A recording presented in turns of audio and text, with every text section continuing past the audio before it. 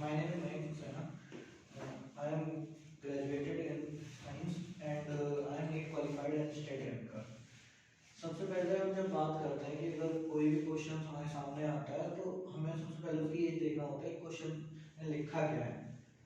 अगर इस क्वेश्चन में जो पहला ये क्वेश्चन है इसमें लिखा है कि which of the following matches is correct, जो मैचेस का क्वेश्चन आता है तो हमें सबसे पहले एलिमिनेशन ऑप्शन का ज़्यादा इस्तेमाल करना चाहिए क्योंकि उसमें हमारा वक्त है बिल्कुल कम लगता है। तो फर्स्टली हम इस क्वेश्चन पे आते हैं और देखते हैं कि इसका पहला ऑप्शन है alternaria. Alternaria sexual reproduction and deuteromycetes. अब सबसे पहले अल्टरनेरिया के बारे में सोचना है। अल्टरनेरिया एक जीनस है, इसका स्पीसीज है सोलेनी, और ये जो सोलेनी स्पीसीज है ये जो है ये ड्यूटोमाइसीटीज का तो एग्जांपल है, और साथ में ड्यूटोमाइसीटीज में एक खास बात ये होती है जितने भी पैरासिटिक फंगस होते हैं वो ड्यूटोमाइसीटीज में आता है। और चलो इस ऑप्शन पे हम थोड़ा विचार करते हैं। सेकंड ऑप्शन पे आते हैं म्यूकर। अगर म्यूकर की बात करते हैं तो म्यूकर जो है ये जो फाइकोमाइसीटीज का एग्जांपल है, और ये फाइकोमाइसीटीज का एग्जांपल होने के साथ साथ अगर इसमें एक चीज देखें रिप्रोडक्शन बाय कॉन्जुगेशन। अगर हम जब रिप्रोडक्शन की बात करते हैं तो ज़्यादातर जितने भी रिप्रोडक्शन हैं, अगर फंजाई की बात करें तो फंजाई में जो रिप्रोडक्शन है ये दो होते हैं, एक होता है आपका एसेक्सुअल, एक होता है सेक्सुअल। अगर हम फर्दर एसेक्सुअल की बात करते हैं तो फर्दर एसेक्सुअल ये आपका डिवाइड होता है जूस्पोर में और एप्लानोस्पोर में और देन कॉनिडियम। अगर ये सेक्सुअल रिप्रोडक्शन है अगर फंजाई की बात करते हैं। अगर सेक्सुअल रिप्रोडक्शन की बात करते हैं तो ये डिवाइड होता है अपना जो पहला होता है इसमें फर्स्ट जो आता है आपका ये आता है आइसोगैमस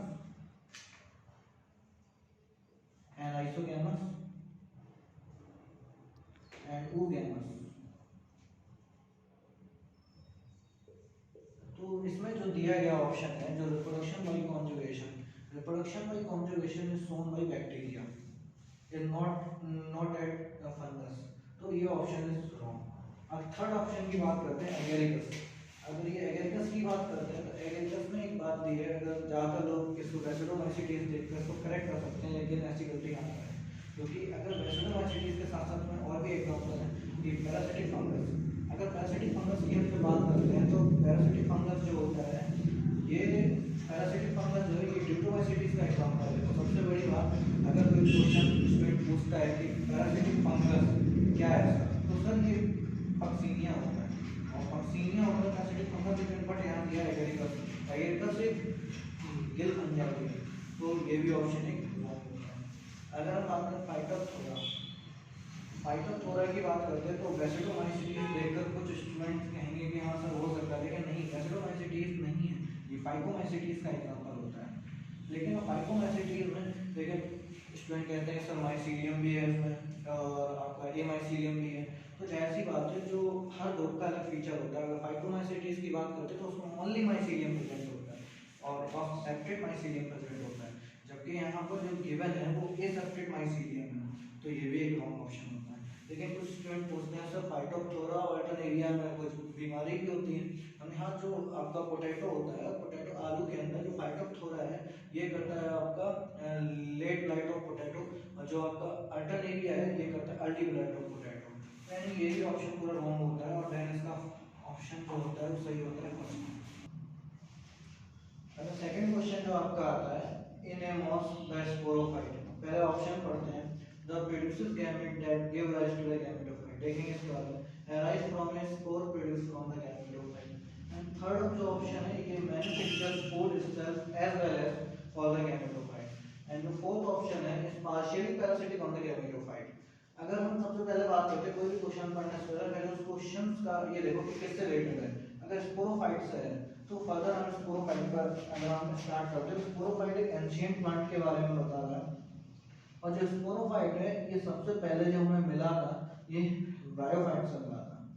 जो ब्रायोफाइट जो होता है ये एक एंशिएंट प्लांट है, इसे हम ये स्पोरोफाइट जो होता है आपका स्पोरोफाइट जो होता है ये ब्रायोफाइट से मिलता है, ये एंशिएंट प्लांट है। और जो ब्रायोफाइट है इसके अंदर एक बात कही जाती है ये वाटर डिपेंडेंसी होता है। अगर ये वाटर डिपेंडेंसी ना होता तो ये एडवांस फीचर शो करता।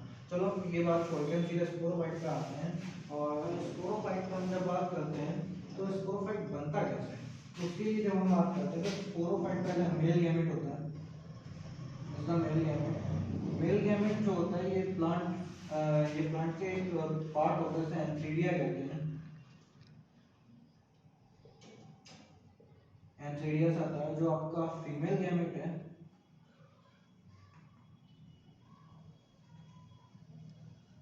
ये आर्कोगोनिया से आता है।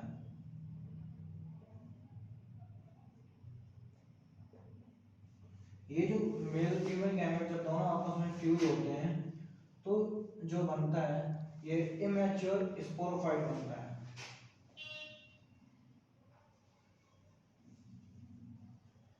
Immature sporophyte.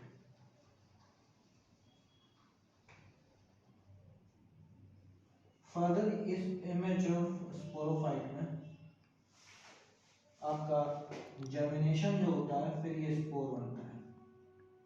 अब क्वेश्चन ये आता है कि इन दोनों के जो ब्लडी लेवल है उसका क्या होता है।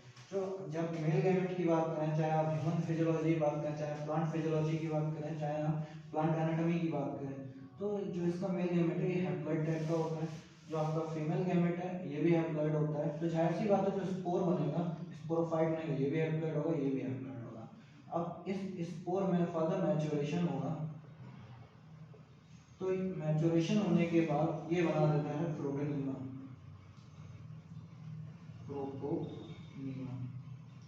ये फर्दर प्रोटोनीमा फर्दर एक स्ट्रक्चर बनाता है जैसे हम स्पोरोफाइट कहते हैं।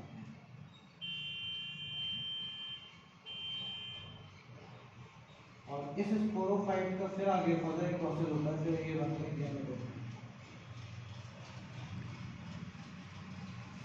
लेकिन इस स्पोरोफाइट की हिडन स्टेज होती है, लेकिन हम उस पर ज़्यादा फोकस नहीं करते हैं। ओनली हम इस पर फोकस करते हैं कि स्पोरोफाइट के बाद सीधा गैमेटोफाइट बनता है। हिडन स्टेज दोबारा फिर एक स्पोरोफाइट बनता है, लेकिन हिडन स्टेज है। लेकिन आप जब मेडिकल या कोई भी एंट्रेंस एग्जाम देंगे तो अगर स्पोरोफाइट की कंडीशन शुरुआत में पहले मांगनी है, क्योंकि सेकंड वाला स्पोरोफाइट हिडन स्टेज है, वो सेकंड स्टेप है, उसको हम कंसीडर नहीं करते हैं। अगर आप कंसीडर करेंगे तो फिर गैमेटोफाइट के बाद इससे पहले भी एक स्टेप आती है, वो हायर क्लासेस के लिए इंपॉर्टेंट है, लेकिन आप गैमेटोफाइट पे ध्यान देंगे इससे आपका आंसर मिलेगा।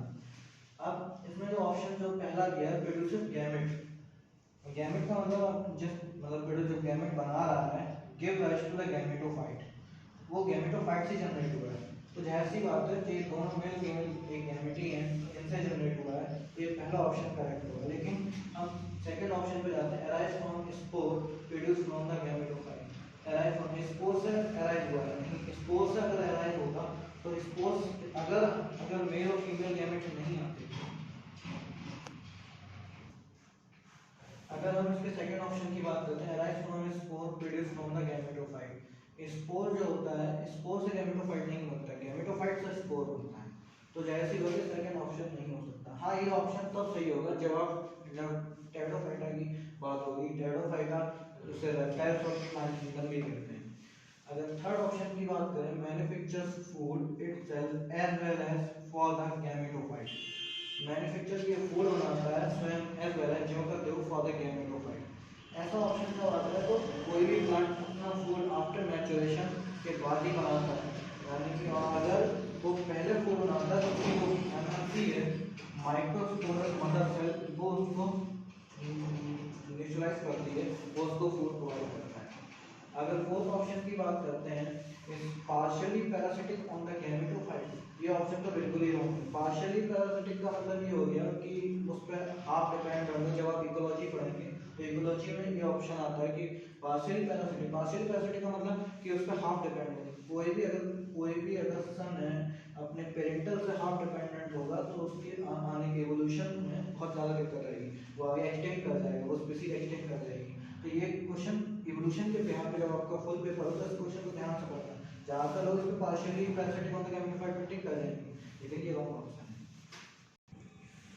जो आपका लास्ट क्वेश्चन है, थर्ड क्वेश्चन पे हम जब बात करते हैं, इस क्वेश्चन में जो क्या क्या कहा गया है, which of the following is common to multicellular filamentous algae and protonema और मोसिस।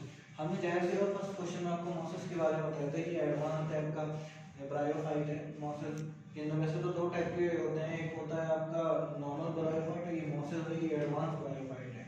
चलो अब इसके बाद हम बात करते हैं मल्टी सेलुलर फिलामेंटस की। अगर मल्टी सेलुलर फिलामेंटस एल्गी की बात करते हैं तो एल्गी के अंदर मल्टी सेलुलर एल्गी आपकी ऑस्लोटोरिया भी है, फिलामेंटस एल्गी भी है, और एंड बात करते हैं कि फंगस की। अब हम बात करते हैं फंगस, और इनके अंदर एक खास बात होती है, जो आपका मॉसेस जो होता है, मॉसेस के अंदर जो लाइफ साइकिल चलती है ये हेप्लोडिप्लॉन्टिक चलती है। तो यहाँ यानी कि इन्होंने क्या पूछा, कॉमन फीचर चाहिए था।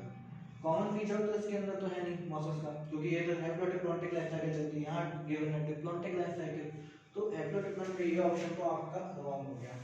अगर सेकंड बात करते हैं मेंबर्स ऑफ किंगडम प्लांटी, वैसे तो ये सारे मेंबर्स किंगडम प्लांटी है, लेकिन कॉमन फीचर क्या है, क्योंकि जो फिलामेंटस एल्गी है, जाहिर सी बात, जब आर.एच. विटकर ने अपना क्लासिफिकेशन गिवन किया था तो उन्होंने ये भी बताया था कि 5 किंगडम सिस्टम में आपका मोनेरा छोड़ के बाकी सारे उसमें हमारे उसमें ग्रुप में इन्वॉल्व है आर.एच. विटकर के। एनिमेलिया तो अलग ही है, हम एनिमेलिया की बात नहीं कर रहे हैं, हम केवल प्लांट की बात कर रहे हैं। तो मेंबर्स ऑफ किंगडम प्लांटी में इन्वॉल्व सारे हैं, लेकिन इसमें क्या पूछा, कॉमन फीचर, लेकिन कॉमन फीचर नहीं है, क्योंकि किंगडम प्लांटी में आपको मोनेरा भी आता है, मोनेरा आता है, तो ये भी ऑप्शन गलत है। अब थर्ड बात करते हैं मोड ऑफ न्यूट्रिशन। कभी भी प्लांट की जब बात करते हैं, प्लांट में मोड ऑफ न्यूट्रिशन हम नहीं मान सकते, इसलिए नहीं मान सकते क्योंकि mode of nutrition is main feature for animals, ना कि plant. Then mode of nutrition इसका रॉन्ग है, तो ऐसी बात है, एलिमिनेशन ऑप्शन से इसका होना चाहिए हो। लेकिन अब मैं आपको कॉन्सेप्ट पर बात करता हूँ, मल्टीप्लिकेशन बाय फ्रेगमेंटेशन। ऑस्ट्रेटोरिया को हम उठाते हैं, फिलामेंटस एल्गी है, इसका एक एग्जांपल है, बहुत इंपॉर्टेंट एग्जांपल है। ऐसा तो स्पायरोगैरा भी आता है, लेकिन स्पायरोगैरा को हम ज़्यादा यूज़ नहीं करके हम ऑस्ट्रेटोरिया का आते हैं, तो इसमें जो फ्रेगमेंट है वो अलग अलग से दिखेंगे आपको। तो इसका जो एग्जांपल है ऑस्ट्रेटोरिया,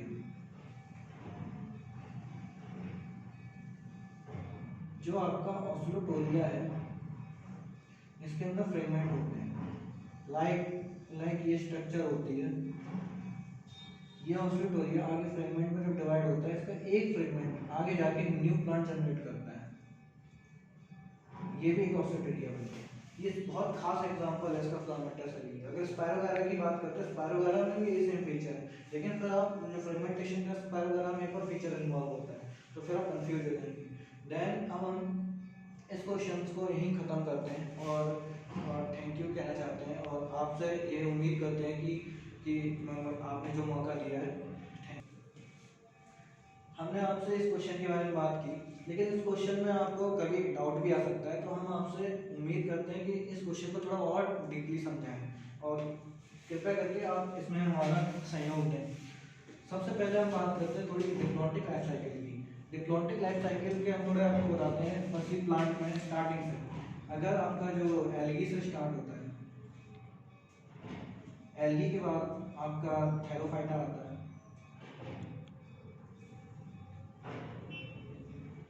थैलोफाइटा के बाद आपका ब्रायोफाइटा आता है, ब्रायोफाइटा के बाद आपका एरिडोफाइटा आता है,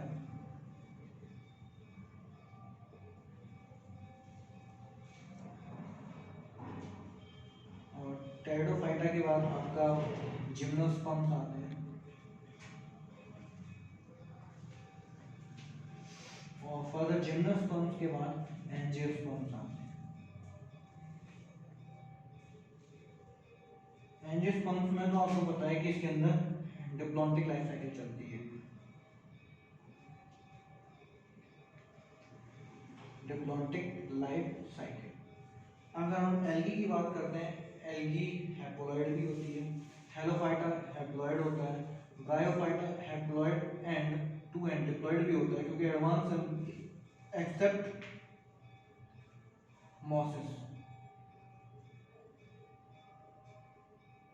मॉसेस को छोड़ दिया जाए, बाकी जितने भी ब्रायोफाइट हैं ये आपके हैप्लॉइड होते हैं, इसीलिए इस पूरे ओवरऑल की बात करते हैं तो हैप्लोडिप्लॉन्टिक लाइफ साइकिल कहते हैं। अगर आप टेरिडोफाइटा की बात करें, ये भी हैप्लॉइड है, जिम्नोस्पर्म्स की बात करें, ये आपका एडवांस है, ये डिप्लॉइड हो जाता है, और एंजियोस्पर्म आपका डिप्लॉइड हो जाता है। अगर और आपसे एक बात कहना चाहते हैं कि आपको समझ आया होगा, और किसी तरह का कोई डाउट आता है तो आप मुझसे पूछ सकते हैं इसी ऐप के द्वारा।